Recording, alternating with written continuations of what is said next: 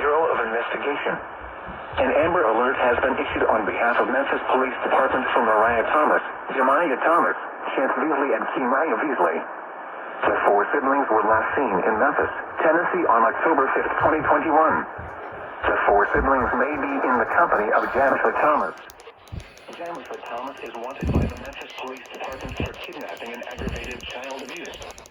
Jemiah may be traveling in a 2002 Silver Force.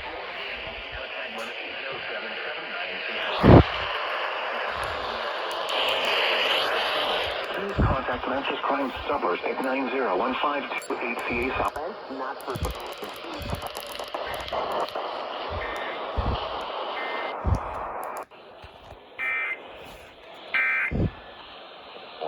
Both are a